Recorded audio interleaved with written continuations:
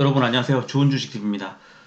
오늘은 시장이 좋았죠. 좋았는데 약간 아쉽죠. 미국 시장의 급등 1% 넘게 올랐던 것에 비하면 우리 시장이 그만큼 못 쫓아갔기 때문입니다. 뭐 대략 주말 사이에 이제 그런 호재들이 조금 희석이 됐을 수 있고요. 또 미국 증시의 상승세에 비해서 우리 증시가 지금 보여주고 있는 상승 모멘텀이 좀 약하다고 볼 수도 있고요.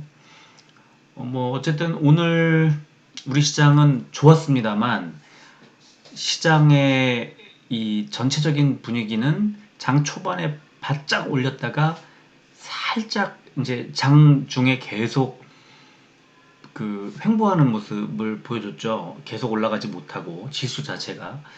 그리고 코스닥은 코스피보다는 조금 더 등락이 좀 있었는데 결국에는 좀 비슷했습니다. 그래서 뭐 그나마 다행인 거는 장 마감하기 직전에 한 30분, 3, 40분 사이에 코스피와 코스닥이 모두 살짝 올려놓고 이제 마무리했다는 건데요. 그리고 오늘 이제 반가운 게 아주 오랜만에 철강이 굉장히 또 많이 올라서 오늘 제가 이제 철강 쪽을 영상 그 소재 주제로 이제 삼기로 했고요. 뭐 오를만 하니까 올랐고요. 너무 많이 빠졌기 때문에 또 우리 지수도 오를만 해서 올랐습니다. 그러니까 좀 그 저는 이제 이럴 때 이 볼린저 밴드나 RSI 같은 이제 지표를 조금 활용을 하는 편인데요. 오늘 좀 그걸 보여드리면서 여러분들도 같이 활용하면 좋겠어요. 제가 이제 자주 그런 말씀을 드리긴 하는데 그래서 오늘 좀 드려야 될 말씀이 좀 많이 있습니다. 그래서 빨리 좀 진행하도록 하겠습니다. 자, 먼저 시장 상황을 보면 코스피는 0.89%가 올랐네요. 705종목이 오르고 168종목이 빠졌습니다.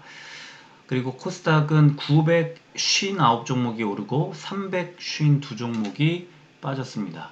0.55% 올랐는데요. 옆에 미국 증시 보시면 다우존스가 1.3%, 나스닥이 0.98% 올랐었는데 우리 시장이 좀 생각보다 미국 증시만큼은 못 쫓아간 것 같고요. 또 필라델피아 반도체 지수도 1.72%나 올랐는데 우리 오늘 반도체 특히 대장주들이 그렇게 썩 좋은 흐름은 아니었습니다. 오늘 코스피는 개인만 팔았고 코스닥은 개인만 매수를 했습니다. 코스피는 지난 주말 반발 매수세에 따른 글로벌 증시 강세 영향으로 국내 증시가 상승 출발한 이후 아시아 증시의 전반적인 상승 및 원화 강세 등으로 기관과 외국인의 동반 매수세가 들어오면서 상승 마감했다는 코멘트가 달렸고 오늘 살펴보려고 하는 이 철강 금속이 1.9% 업종에서 건설업 다음으로 올랐고요. 코스닥은 지난 주말 나스닥 지수의 강세 영향으로 상승 출발한 이후 아시아 증시 상승과 원화 강세 등의 영향으로 상승 마감했다는 코멘트가 달렸습니다. 지금 보여드리는 게 코스피 지수에 이 볼린저 밴드를 씌워 놓은 건데요. 지금 보면 이제 금요일이죠. 금요일에 이 볼린저 밴드 하한선을 뚫고 많이 내려갔다가 결국에 볼린저 밴드의 하한선 위쪽으로 들어오지 못하고 마무리를 했습니다. 그리고 오늘 다시 볼린저 밴드의 이제 상승, 이제 하한선 위쪽으로 상승해 들어오는 그런 모습을 보여줬고요. 지금 보면은 볼린저 밴드의 특징이 보시다시피 상한선에 닿으면 빠지고 하한선에 닿으면 오르는 그런 패턴이거든요. 그래서 이제 장이 좋을 때는 기준선에서 지지를 받는데 이번에 3일간의 급락으로 이제 기준선 이탈하고 하한선까지 다 이탈했던 그런 상황이기 때문에 주가가 코스피가 올라갈 수 있는 그런 확률이 높았던 하루였다고 보고요. 코스닥은 지금 어제 금요일날 기준선에서 지지받은 모습이죠. 그리고 기준선에서 지지를 받을 때 상승 그 에너지가 그렇게 크지 않았던 모습을 볼 수 있습니다. 아래쪽에 RSI 지수가 그 코스닥은 지금 과매수 구간까지 갔다가 살짝 빠진 모습을 볼 수 있고요. 코스피 철강금속주도 역시 금요일날 이제 하한선을 볼린저 밴드 하한선을 하향 이탈했다가 오늘 상승한 모습을 볼 수 있습니다. 코스피 시총 상위주 보면 굉장히 좋은데요. 삼성 SDI와 LG전자 두 종목 빼고 다 올랐으니까 좋은데 특별히 많이 오른 종목도 없습니다. 오늘 LG화학이랑 그 다음에 포스코 그리고 기아 이렇게 세 종목이 1.9%대 올랐고요. 뭐 그렇게 썩 많이 오른 종목이 없어요. 그리고 현대차도 1.77, 현대모비스 1.63인데 오늘 이제 현대차하고 현대모비스의 그 생산 중단 소식이 나와서 오늘 그 시간에 제가 한번 지금 잠깐 볼까요? 시간에 거래에서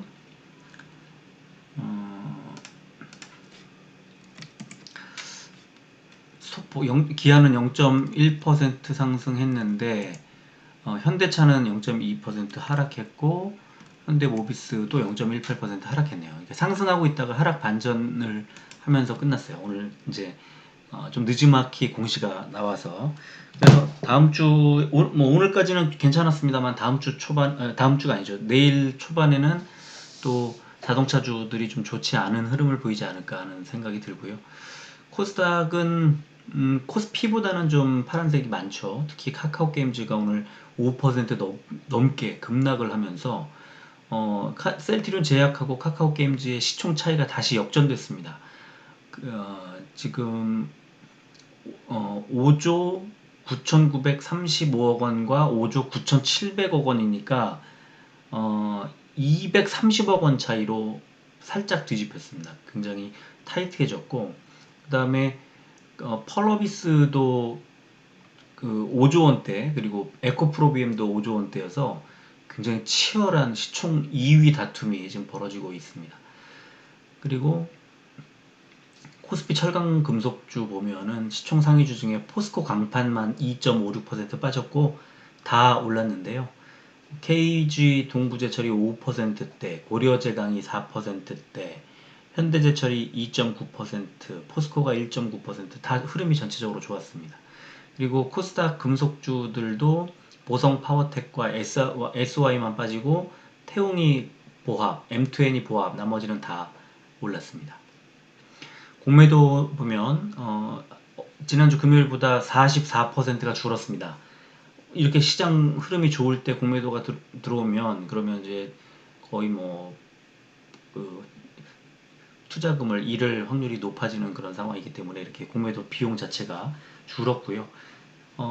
코스피에서는 카카오게임즈, 코스닥에서는 에코프로비엠의 코스닥 둘 다 코스닥이죠. 코스닥에서 카카오게임즈와 에코프로비엠의 공매도 거래 대금이 크게 늘었다는 멘트 달려 있고요.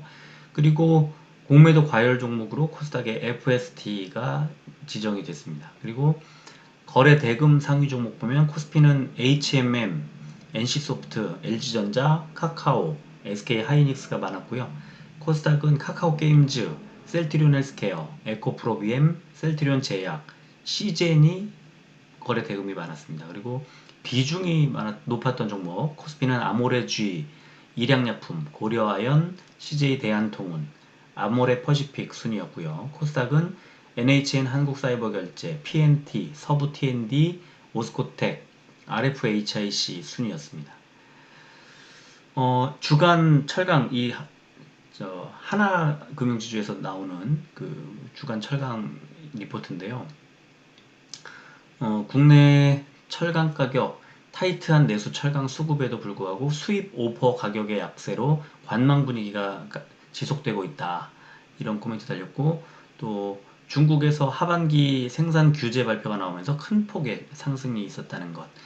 그리고 이제 주가 동향을 보면 총평을 보시면 글로벌 철강사들의 주가가 국가별로 차별화가 되어 있지만 미국과 중국의 경우 내수 가격 상승으로 주가 반등에 성공했다는 얘기. 그러니까 미국, 중국에서 철강주들이 흐름이 좋다는 것은 우리 철강주들에도 긍정적인 영향을 미칠 수 있다는 거죠. 그래서 주간 이슈 앤 코멘트 이제 보면 하반기 중국 철강 생산 규제 확대 전망. 그래서 철강 금속 신문에 따르면 최근 중국 산업기술정보부가 철강업계 생산량이 2020년을 초과하지 않도록 하반기 생산량을 대폭 감축할 것을 명령했다는 거죠. 그래서 중국의 5월 누적 조강 생산량이 4억 7천만 톤으로 전년 동기 대비 14% 정도 증가한 상황으로 연간 생산량 감소를 유도하기 위해서는 하반기에 큰 폭의 감축이 필요한 상황이다.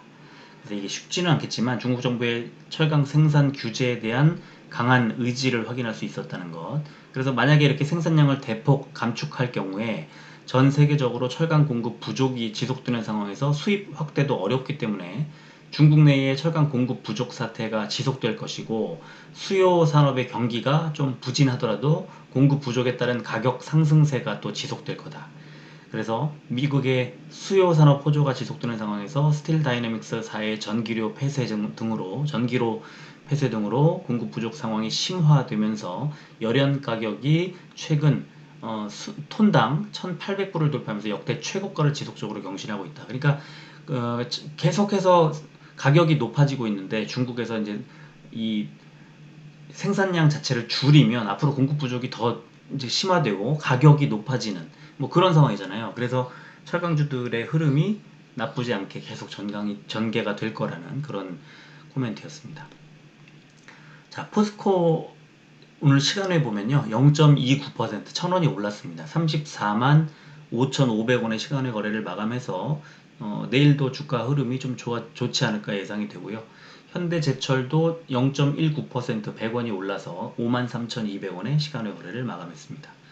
수급 보시면 아주 오랜만에 외국인 20만 주 넘게 지금 최근 한 달 사이에 처음 있는 일이고요. 기관 5만 8천 주가 들어왔는데 6월 24일 11만 주 들어오고 나서 처음으로 순매수가 이렇게 많이 들어왔습니다. 지금 기관은요 6월 28일 날 2만 6천 주 순매수 들어오고 나서 처음으로 매수가 들어왔습니다. 아주 오랜만에 지금 들어왔고 이 매수 주체는 연기금으로 이렇게 보시면 되겠습니다. 현대제철도 양 매수가 들어왔는데 현대제철은 금투와 연기금, 투신 등이 골고루 들어왔고요. 외국인이 42만 주, 최근 한 달간 최고 많이 샀고요. 그리고 기관도 16만 9천 주 샀습니다. 그리고 일봉 차트 보면 이제 포스코도 옆으로 좀 횡보하는 그런 모습을 보여주고 있는데 지난 금요일날 121선 부근까지 아래꼬리 달고 반등했다가 오늘 다시 굉장히 많이 올라갔는데 윗꼬리 달고 이번에는 좀 조정이 나왔습니다. 그래서 내일 주가 흐름도 위로는 35만 1,000원 정도 그리고 아래로는 34만 3,000원 정도에서 각각 지지와 저항과 지지를 받지 않을까 이렇게 생각이 들고요. 그리고 현대제철 일봉을 보면 역시 비슷한 흐름을 좀 보여주고 있습니다만 지금 비슷하죠. 지금 금요일날 하단이 이제 121선보다는 좀 위쪽에 있어서 최근 주가 흐름이 이제 포스코보다는 현대제철이 좀 좋았다는 건데, 근데 이제 매물대 위아래에서 이제 이 구간에서 움직이는 거 좀 비슷하고요. 그래서 내일 주가가 오를 경우 53,800원 정도에서 저항을 받지 않을까 싶고 빠지면 52,500원 정도에서 지지가 나오지 않을까 이런 생각이 듭니다. 자, 대차거래 보면요. 포스코는 진짜 오랜만에 7월 1일 날 이후에 오랜만에 5,109주가 상환량이 더 많았고요.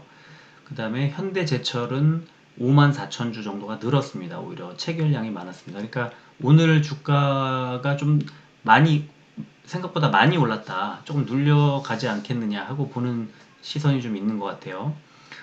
그리고 이제 지난 금요일 날 메리츠 증권에서 나왔던 이제 포스코의 그 리포트인데요.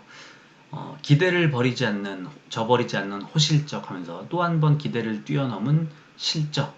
그래서 2분기의 실적이 지금 별도 기준으로 1조 6천억 원을 기록하면서 시장 컨센서스가 굉장히 높아졌음에도 불구하고 이 컨센서스 대비해서도 서프라이즈가 나왔고 메리츠 증권의 추정치보다도 높게 나왔다. 이런 이제 코멘트가 달렸습니다. 원가가 이제 좀 톤당 5, 6만 원 상승하면서 예상치에 부합했는데 판매가가 이제 톤당 8, 9만 원 정도 상승할 거라고 예상했던 거를 웃돌면서 10만 원 넘게 올라서 이 매출에 아주 큰 효자 노릇을 했다는 뭐 그런 얘기고요.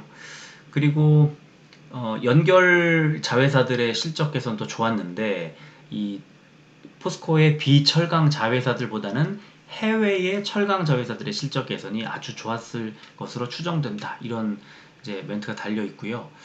그리고 다음 페이지를 보면 호실적의 연속, 이제 다음은 하고 나와 있는데 가장 궁금한 거잖아요. 그런데 이 판매가의 흐름, 작년 4분기 이후에 가파른 상승 가도를 달렸던 판매가가 3분기부터는 좀 다소 둔화되지 않을까 이런 판단을 한다. 그래서 중국의 철강 시장에서 수요 둔화에 전조가 나타나고 있고 현재 가격 수준이 철강 소비자들의 가격 저항이 생길 수 있는 수준이고 또 중국 정부의 단기적인 정책 방향이 친환경보다는 일단 물가 안정에 방점이 맞춰질 걸로 예상이 된다. 이런 이제 멘트가 달려 있습니다. 그리고 중장기적인 성장 스토리 유효 이런 제목으로 단기적으로 판매가가 정상화된 이후에는 중장기적인 매수 관점이 유효하다. 그래서 물가가 안정된 이후에 중국 정부의 감산 정책이 중장기적으로 지속되면서 판가의 하방을 지지할 것으로 예상되기 때문이다. 그리고 지금 저는 되게 중요하다고 보는 게 2차 전지, 포스코 케미칼 쪽에 2차 전지나 또 수소, 지금 포스코가 좀 심혈을 기울여서 하고 있는 수소 관련 사업 가치가 이 주가에 반영되지 않았다 하는 이 멘트가 좀 되게 중요하다고 봅니다. 그러니까 앞으로 이 부분의 이제 이슈가 주가에 반영될 그런 구간이 남아 있다는 거죠. 그러니까 더 상승 여력이 있다는 겁니다. 자, 그러면 이제 우리 궁금한 거 3분기 실적이잖아요. 포스코의 3분기 실적 예상치 보면 컨센서스를 보면 매출액 매출액이 17조 2,537억 원이죠. 그래서 전년 동기 대비해서는 한 21% 정도가 늘어날 걸로 예상이 되고요. 영업이익이 1조 9천억 원대를 기록할 것으로 예상이 됩니다.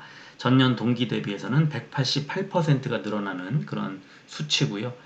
자, 그럼 4분기는 어떨까요? 4분기는 매출액이 더 늘어납니다. 17조 6천 한 500억 원 정도 되고요.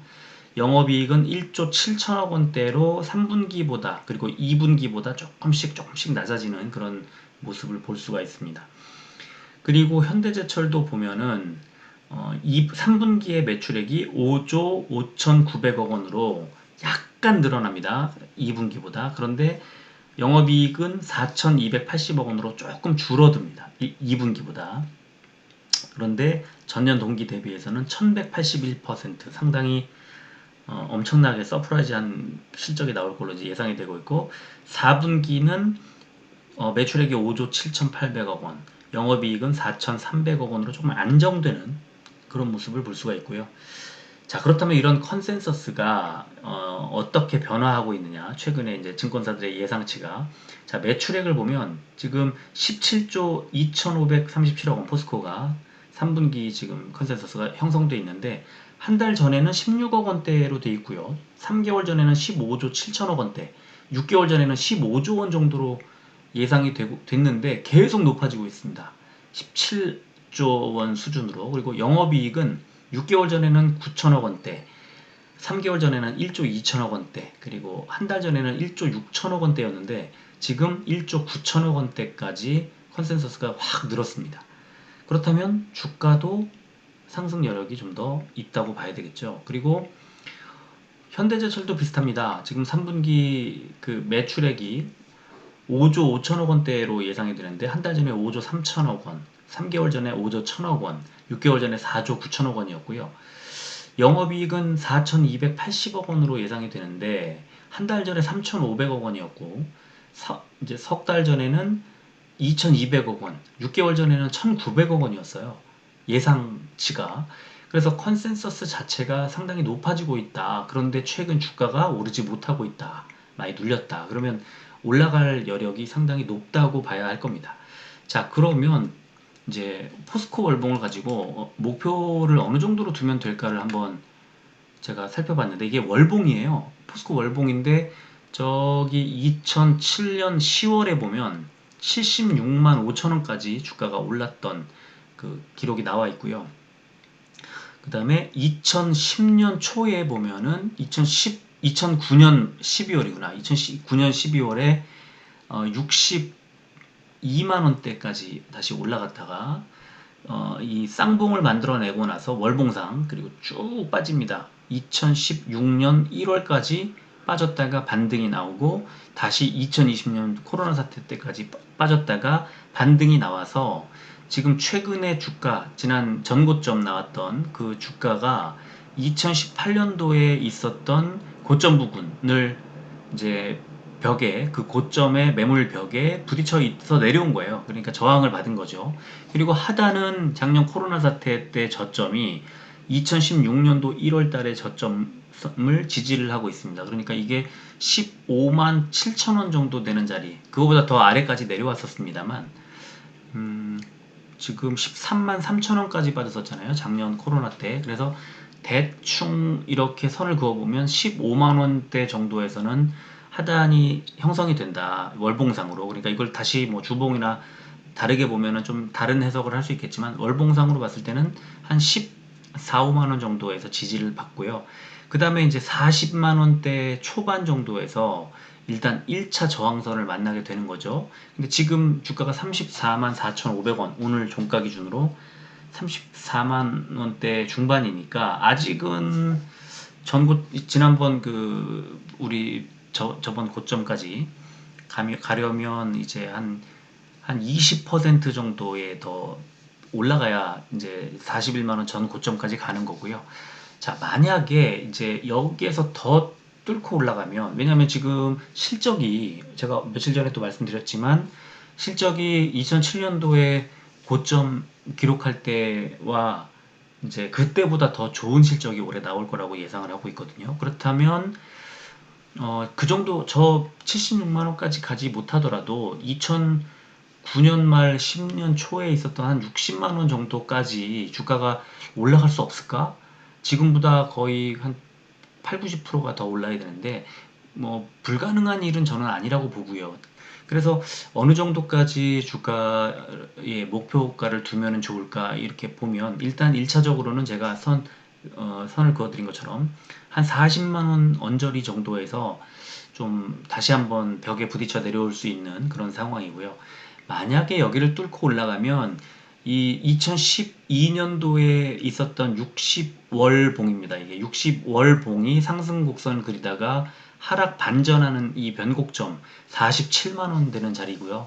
이 정도에서는 이제 좀 더 그 비중을 좀 줄이는 게 좋지 않을까. 근데 이 47만 원 선까지 만약에 뚫고 올라간다면 20월 봉이 50만 원, 그 위까지 가면 10월 봉이 52만 원, 그리고 그 위까지 올라가면 5월봉이 55만 원대 정도까지 갑니다. 그래서 40만 원부터 55만 원까지 5단계의 그 어떤 변곡점들을 놓고 뭐 5분의 1씩 줄여도 괜찮을 것 같고, 그렇지 않다면 일단 40만 원 부근에서 한 3분의 1을 덜고 47만 원 정도에서 나머지 3분의 1을 덜고, 그리고 3분의 1을 가지고 다시 50만 원에서 3분의 1, 또 52만 원에서 3분의 1 이러면서 최종 목표가로 한 50만 원대 중후반 정도, 한 55만 원 정도까지 설정해 놓고 가면 어떨까 하는 그런 생각이 듭니다. 이게 꿈이 야무진 게 아니고요. 충분히 이제 실적을 가지고 봤을 때 이 정도 목표를 설정해 두면 처음에 40만 원대에서 분명히 조금 벽에 부딪힐 가능성이 있기 때문에 여기서 3분의 1 정도를 좀 덜고, 그 다음에 47만 원 정도에서 다시 나머지 3분의 1을 덜고, 이제 3분의 1을 가지고 갈 때 거기에서 다시 50만 원과 52만 원과 55만 원 정도에서 각각 3분의 1씩을 덜어내는 방식으로 목표가를 설정하면 대응하기가 좀 쉽지 않을까 하는 마음으로 이 월봉 차트를 보여드렸습니다. 뭐 저는 그렇게 할까 지금 그런 생각을 갖고 있고요. 자, 그래서 오늘 이제 철강주를 가지고 말씀을 드렸는데, 지금 일단 오늘의 상승 반전이 워낙 저점 부근에서 나왔기 때문에 많이 빠진 상태에서 나왔기 때문에 어느 정도는 좀 밀고 올라가지 않을까 싶고요. 그렇다고 또 모멘텀이 아주 강하게 살아있다고 보기에는 좀 어려운 구간이기 때문에 막 급등이 나오거나 그러지는 않을 수도 있겠다. 오늘 흐름처럼 윗골이 달고 이제 에너지가 약한 거죠. 그러나 실적 이슈가 좀 계속해서 살아있고 뭐 여러 가지 지금 그 산업들, 전방 산업들, 그러니까 뭐 자동차, 뭐 건설 이런 철강이 필요로 한 산업들이 계속해서 이제 어, 그 성황기로 들어가는 그런 상황이기 때문에 철강주 쪽은 아직은 좀 좋다, 괜찮다 이렇게 생각이 들고 올해 뭐 3분기 분기 배당 또 연말 결산 배당까지도 계속 노리면서 챙겨가면서 그 투자 이 비중을 조금씩 늘려가도 괜찮지 않을까. 이 목표가가 오기 전까지 그런 생각이 들고, 일단 40만 원대 정도 가면, 40만 원 정도 가면 비중을 좀 줄이는 전략이 좋겠다. 이렇게 말씀드리겠습니다. 자, 여기까지 할게요. 끝까지 들어주셔서 고맙습니다.